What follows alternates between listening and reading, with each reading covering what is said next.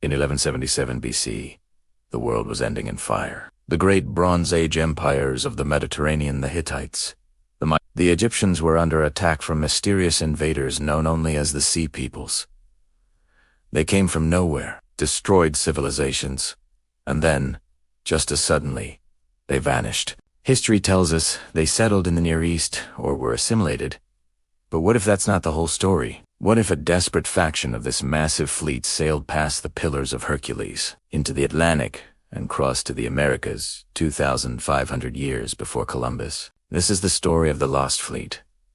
Imagine a group of the Sea People's finest warriors, the Chardonna, fleeing a world of famine and war. They knew of ocean currents.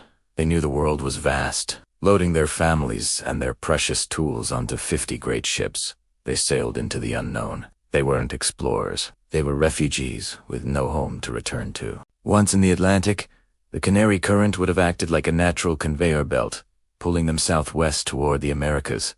Storms likely scattered them. One group may have been pushed north by the Gulf Stream, landing in a land of forests and untold riches, North America. Here, we find one of archaeology's greatest puzzles, the Michigan copper mines. Between 2500 and 1200 BC, a staggering 500 million pounds of pure copper were extracted from the Great Lakes region. Yet, almost none of it is found in local archaeological sites. Where did it all go? The timing of this massive operation aligns perfectly with the Bronze Age collapse, when copper supplies in the Old World had dried up.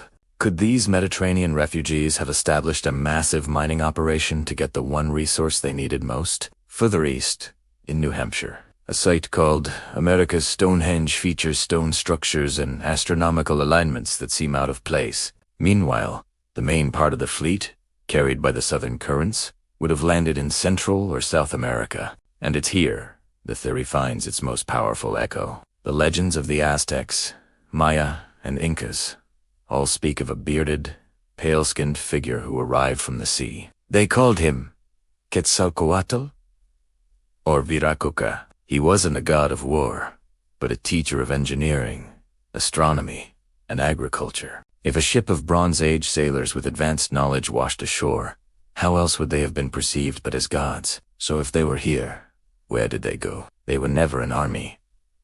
They were a few shiploads of survivors. We see echoes in myths, in stonework, and in the baffling discovery of tobacco and cocaine in Egyptian mummies.